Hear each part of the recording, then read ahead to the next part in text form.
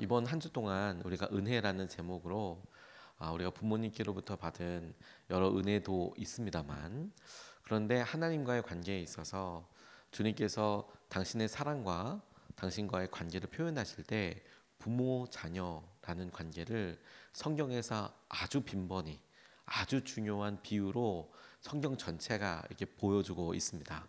왜냐하면 우리가 경험할 수 있는 사랑의 가장 큰 것 중에서, 우리가 삶 가운데 가장 긴밀하게 우리가 느끼고 있는 것들 중에서 부모님으로부터 받은 사랑, 그 사랑을 비교할 만한 것이 많지 않지 않습니까?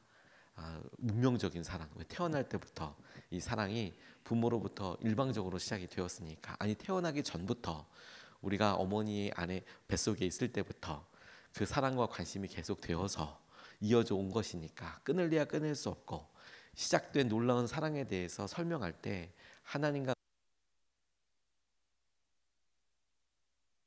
라고 이렇게 이야기하는, 설명하는 경우들이 또 많이 있습니다. 또 가정에 있어서 부부 사이의 사랑의 관계로도 많이 이야기하고 있는데, 특별히 부모님과의 사랑의 관계에 있어서 예수님께서 비유를 들어서 설명하셨던 오늘 본문 말씀의 탕자의 비유, 혹은 저는 아버지 사랑의 비유라고도 이야기하는데, 예수님이 당신께서 여러 무리들에게, 제자들에게 설교를 하실 때 비유를 들어서 설명을 하시곤 하셨는데, 그 비유의 내용, 설교 중에 하나였던 오늘 이 비유를 통해서 이번 한 주 동안 아버지, 그리고 첫째 아들, 둘째 아들 사이에 있었던 이런 일을 통해서 하나님께서 하신 은혜를 발견하고 싶습니다. 비유이고 예수님의 설교 중에 나오는 이 이야기는 당연히 실존 인물의 이야기는 아니고, 주님께서 목적을 가지고 이야기를 하고 계시지요. 그 목적은 이 예화 전체에서 너무 분명합니다. 떠나간 아들, 남아있는 아들을 향한 하나님 아버지의 마음이 어떤가, 하나님의 사랑은 어떤가. 그런데 우리가 어제 주일 때도 나눴지만, 가정에서의 부모님이 우리를 향한 사랑과, 우리가 가정에 대해서 설명할 때 교회를 들어서 성경이 설명을 하고, 교회를 설명할 때 가정을 들어서 설명하는 경우들이 많이 있다. 똑같이 아버지 어머니 사랑을 통해서 하나님의 사랑을 깨닫듯이, 하나님의 사랑을 설명할 땐 또 부모님의 사랑을 이야기하기도 합니다. 또 하나님의 사랑을 이야기할 때는 부모의 사랑을 얘기했지만, 거꾸로 부모님의 사랑을 또 이야기할 때는 하나님에게 사랑하듯이 하라고 이렇게 이야기하기도 하는 이런 독특한 관계가 있어요.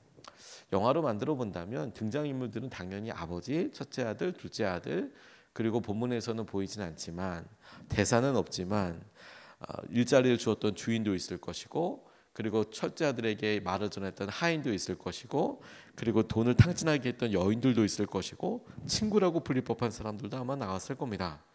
근데 오늘 이 주에서 나오는 이 말씀에서 아버지 아들 관계, 아들들 사이의 관계가 우리에게 부모님의 사랑뿐만 아니라 하나님의 사랑을 이렇게 오롯이 알게 하는 부분이 있다고 싶어요. 특별히 첫 번째 오늘 우리가 붙잡고 싶은 것은, 둘째 아들과 아들에게 각각 있었지만 그 내용과 적용이 완전히 다른 믿어주시고 맡겨주신 은혜에 대해서 우리가 같이 기도하고 또 감사하고 부모님을 위해서 우리가 함께 구할 수 있으면 좋겠습니다. 믿어주시고 맡겨주신 은혜. 이 예화가 유명했던 중요한 중심 중에 하나인 둘째 아들이 했던 행동에서부터 우리가 좀 주목하고 싶은데요. 12절 13절 말씀이 이렇게 이야기하고 있습니다. 작은 아들이 아버지에게 말하기를, 아버지, 재산 가운데서 내게 돌아올 몫을 내게 주십시오 하였다. 그래서 아버지는 살림을 두 아들에게 나누어 주었다. 며칠 뒤에 작은 아들은 제 것을 다 챙겨서 먼 지방으로 가서 거기서 방탕하게 살면서 그 재산을 낭비하였다고 설명하고 있습니다. 작은 아들의 말을 아버지가 들어주었어요. 여기서 중요한 우리가 질문 같은 것, 그리고 우리 삶에서 만약에 이런 일이 일어날 법했다면 우리가 느꼈을 법한 일들, 그리고 우리가 실제로 그런 일을 했을 때 우리 부모님들이 우리에게 보여주셨던 일까지 우리가 한 번씩 질문해 볼 수 있는데요. 아버지가 아들이 멀리 떠나겠다라고 이야기하고, 그리고 실제로 나누어 주었을 때 그가 다 처분해서 나가는 그런 일들에 대해서 어느 날 갑자기 일어난 일로서 분명히 깜짝 놀라기도 했지만, 우리가 실제 우리 자녀들의 삶을 같이 보고 그리고 우리 실제 우리 삶과의 관계에서 우리가 부모로서 생각해 보면 저는 자연스럽게 이런 질문을 해보게 되더라고요. 아버지가 몰랐을까? 아버지가 그것에 대해서 염려가 없었을까? 하는 생각이죠.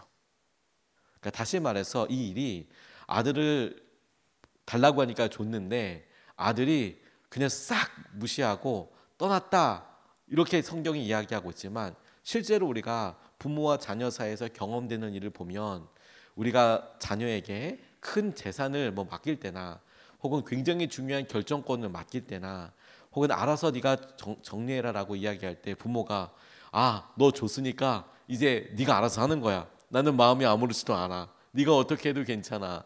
이런 식으로 우리가 느껴지든가요? 아니면 그게 소중하고 그게 큰 것일수록 우리가 그것에 대해서 말은 안 하지만 오히려 말을 안 하기 때문에 더 커다란 에너지와 믿음이 필요하던가요? 저는 당연히 후자라는 생각을 하게 됐어요. 아들이 제가 아버지로서 저희 딸과 저희 딸들을 이렇게 본다면 저희 딸들의 평소의 삶을 제가 잘 알고 있고 그리고 아이들이 어떤 일을 좋아하는지 혹은 어떨 수 있을지에 아이들이 실제로 그것을 만나든 만나지도 않던 더 많은 걱정거리를 혹은 더 많은 경우의 수를 생각하고 기도하고 고민하고 할 것 같거든요. 그런데 그럼에도 불구하고 이 아버지가 몰랐다, 속았다라고 생각하기보다 둘째 아들이 어떤지 알고 둘째 아들의 상황과 있을 법한 일들 중에서 고민하고 떠올릴 수 있는 일이었을 거라는 생각을 분명히 하게 됐어요. 이걸 나눠줬을 때 이 녀석이 이걸 잘 건사할 수 있을까? 이런 고민 반드시 했을 거고 이걸 나눠줬을 때 혹시 이거 다 팔아서 다 낭비되는 건 아닌가? 생각할 수 있었을 것이고 떠날 거다 생각해 볼 수 있을 법하지 않습니까? 심증이 있지 않았겠습니까? 그러니까 몰라서도 속아서도 아니고 그럼에도 불구하고 아버지가 믿어주셨고 기회를 주셨고 그리고 그렇게 보아주셨다라는 것이 중요한 의미라는 거예요. 그리고 이것이 하나님께서 우리에게 허락하신 너를 존중하기 때문에 너를 사랑하고 믿기 때문에 우리에게 주신 은혜라는 생각이죠. 방기하고 내비둔 게 아니라 방관한 게 아니라 너의 연약함을 알면서도 네가 원하고 네가 했던 일에 대하여 너를 존중하고 너에게 선택권을 주고 네가 그렇게 해서 해볼 수 있는 일들을 나는 따라가 줄 거야. 나는 그 일에 내 마음으로 전적으로 기쁨으로 동의하지는 않더라도 내가 그 일에 마음을 두마 믿어주시고 신뢰해 주시는 내가 있는 거죠. 실패에 대해서조차 하나님은 그것을 아버지는 그것을 믿어주시고 그것을 우리는 신뢰라고 부르기도 합니다.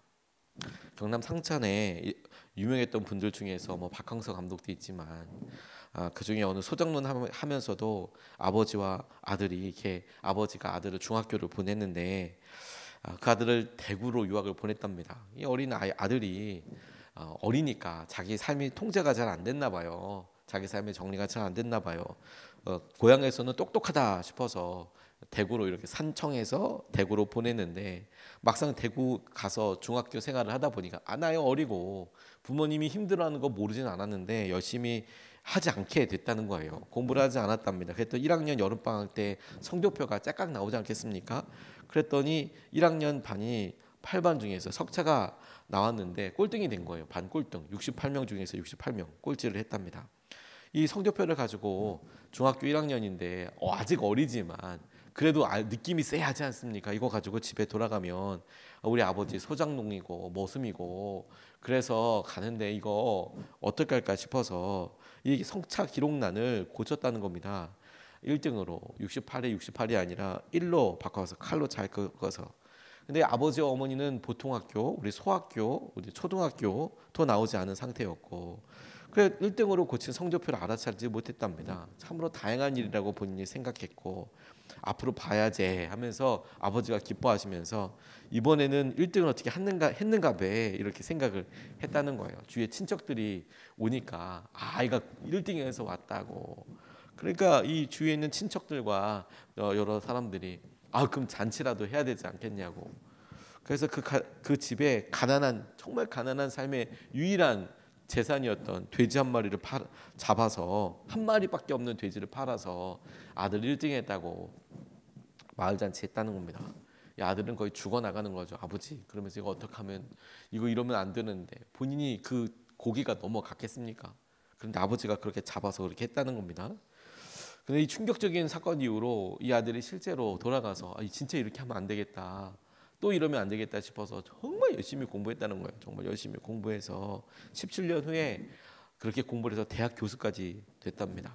그리고 자기 아들이 중학교 입학할 때가 됐을 때, 자신의 나이가 45이 됐을 때 부모님께 33년 전의 일을 이야기했대요. 어머니, 중학교 1학년 때 1등은요 하고 이제 그때 1등에 대해 얘기하는데, 옆에서 담배를 피우시던 아버지가 그만해라, 손자가 듣는다고. 아버지가 이미 다 알고 계셨던 거죠. 다 알고 계시지만 그만하라고, 애가 듣는다고. 속아주시고 믿어주시고 맡겨주신 사랑, 하나님께서 우리의 연약함을 모를까요? 우리에게 그런 직분을 맡겨주시고, 그런 재정을 맡겨주시고, 그런 책임을 맡겨주시고, 그렇게 된다면 우리의 연약함을 모르셔서 네가 그러면 아무튼 선만 넘어봐, 그러면 끝이야, 이렇게 생각하셨을까요? 아니요. 주님은 그거보다 더 큰 사랑으로 우리의 연약함에도 불구하고 믿어주시고 신뢰해주시고 맡겨주신 은혜를 우리에게 보여주시는 것이죠. 이런 사랑으로 우리에게 함께하여 주셨다. 그리고 여러분, 똑같이 오늘 우리가 부모님에 대하여 기억하고 생각할 때, 부모님께 섭섭하고 이런 이랬고 이건 못 해주고 이렇게 하기보다, 그래요, 부모님과의 관계에 있어서 우리가 지금 크고 보니, 우리가 이제 부모가 되어 보니 지금 깨달아지는 여러 생각들 가운데 믿어주시고 기회를 주시고, 그때 가정 형편이 어땠고 이런 것을 넘어서 우리에게 주셨던 믿음과 신뢰에 대하여 마땅히 그것이 은혜였구나, 그것이 신뢰였구나, 우리 부모님이 나에게 믿어주시고 기회를 주신 것이구나, 이렇게 감사하고 고백하고 이번 주에 만날 때에도 반드시 표현해야 될 중요한 사랑과 감사의 제목이라고 싶어요. 두 번째로, 이 맡겨주시고 이렇게 믿어주신 은혜가 첫째 아들한테도 있어요. 이게 무슨 말이냐? 아니, 이거 둘째 아들이 얘기해서 둘째 아들 떠난 얘기 아니냐? 그리고 첫째 아들은 맨 끝에 막 이렇게 투덜투덜하면서 나오는 장면만 생각하지만, 아니요, 첫째 아들에도 놀라운 믿어주시고 맡겨주시는 은혜가 있어요.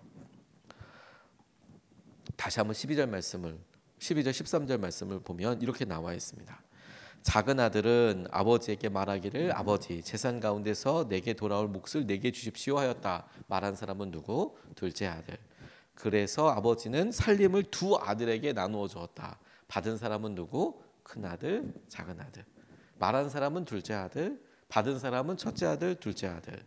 자, 며칠 뒤에 작은 아들은 떠났다라는 얘기로 이야기가 쭉 이어지지만, 저는 이번에 부모님을 향하여서 기도하고 은혜를, 사랑을 감사하는 기도를 이렇게 하면서, 준비하면서, 그리고 이 시리즈를 위해서 이렇게 기도하면서 새롭게 보아졌던, 깨달아졌던 은혜 한 면이 바로 이 부분이었습니다. 둘째 아들이 달라고 하니까 자기가 달라고 해서 얻었어요. 그러니까 고맙습니다라고 얘기하는 것은 어쩌면 큰 어떤 받음이 있었으니까 고맙다고 이야기하는 것은 당연한 인지상정이지 않습니까? 우리가 당장 뭘 받아도 감사합니다, 내가 이런 걸 받았는데 감사합니다. 그건 뭐 부모 사이, 자녀 사이뿐만이 아니라 모든 관계에서 사실 당연히 있어야 될 일이잖아요. 받았어요, 고맙습니다, 감사합니다. 그러니까 둘째 아들은 그렇다고 쳐요. 뭐 버릇이 있건 버릇이 없건 뭐 이런 문제가 아니라 일단 그걸 원했어요. 둘째 아들은 아버지에게 이게 어떤 의미냐, 이거는 나중에 살펴보겠지만 일단 자신이 원해서 얻었어요. 그렇죠? 그런데 첫째 아들은 가만히 있었는데 재산을 덩달아 받았어요. 그래서 한번 생각해 봤어요. 둘째 아들은 자기가 원해서 그래 받았다, 감사하다. 근데 첫째 아들은 아마도 느끼기에 내가 달라고 그랬나? 아버지, 내가 달라고 그랬어요? 그리고 내가 둘째 아들처럼 떠나? 난 여기 있을 거예요. 그래야 자신이 받은 것에 대해서 이거 받은 것도 아니고 내가 뭐 이거 쓰는 것도 아니고 내 것도 아니고 뭐 어떻게 생각했을지, 첫째 아들은 어떤 마음이었을까라고 가만히 묵상하면서 질문해 보게 되니까, 첫째 아들이 원했던 것도 아니지만 둘째 아들이 이렇게 원해서 자기도 받았어요. 근데 당시에 유산 분배로 의하면 둘째 아들보다 첫째가 훨씬 더 많이 받았어요. 그리고 원하지 않았지만 어찌됐건 아버지가 생전에 자기한테도 유산을 띄워주셨어요. 그리고 가만히 생각해 보는 거예요. 이건 내가 원하지도 않았고 내가 원했던 타이밍도 아니고 내가 뭐 이렇게 했죠. 그런데 이 첫째 아들의 마음은 온통 둘째 아들이 얼만큼을 써버렸느냐, 얼만큼 받았느냐가 아니라 얼만큼 써버렸느냐. 둘째 아들이 둘째로 자라면서 가만 보니 불공평해. 형한테는 태어나면서부터 장자고 형이니까 나보다 훨씬 더 많은 그런 유산이 있을 텐데 나 이거 불공평해. 나 이거 떠날 거야. 내가 이렇게라도 내가 내 불만을 표현할 거야. 이렇게 생각했을 법한데 정작 둘째가 받아서 떠났을 때 첫째 아들은 그러면 둘째만 가져가고 나는 뭐야? 이렇게 된 게 아니라 첫째한테도 맡겨주시고 그를 신뢰해 주셨다라는 거예요.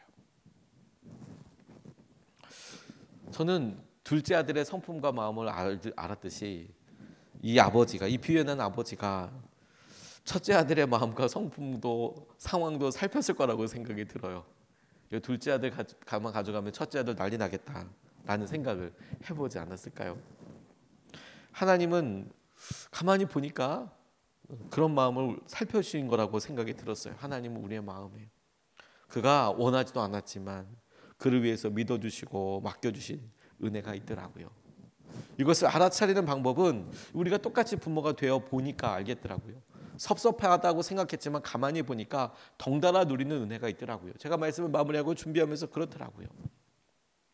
제가 어디 나갔다 보면 조그만 거 이렇게 하나 사더라도 저희 둘째가 뭐 아빠 이런 거 다 필요해. 그래서 뭐 대단히 비싼 게 아니고 그냥 보는데 이렇게 눈에 보여서 아 저거 예쁘겠다, 저거 좋아하겠다 이런 생각이 들어서 그거 얼마 되지 않는 거 몇천 원짜리라도 하나 이렇게 사는 경우가 있습니다. 제가 그걸 사갖고 오면 집은 어떻게 될까요? 난리가 나겠죠. 왜 난리가 날까요? 첫째도 있잖아요. 둘째를 제가 가서 아이고 이거 얘가 필요하다고 얘기했으니까 눈에 띄어서 그게 몇천 원짜리여도 그거 하나 사갖고 들어오는 순간 둘째는 너무 기뻐하겠지만 첫째는 들어오는 순간부터 또 다른 손을 보거나 가방을 보거나 나는 이렇게 당연히 생각되지 않습니까? 여러분들은 그렇게 잘하지 않으셨습니까? 저는 가만히 제 어렸을 때 보니 제게 누님이 한 분 계신데 누나니까 남자 여자라고 차이가 되지만 저는 가만히 생각해 보니까 회개도 많이 되더라고요. 저희 집이 가정에서 누나에게도 해준 일이 참 많이 있지만 그래도 아들이라고 저한테 해준 일도 사실 많았거든요. 그런데 그거에 대해서 충분히 감사했나? 그래서 마음이 너무 쎄하기도 해서요. 아 내가 더 잘해야 되는데 아들이었기에 더 잘해야 되는데 라는 생각도 너무 많이 들었어요. 그런데 이런 마음이 드는 거예요.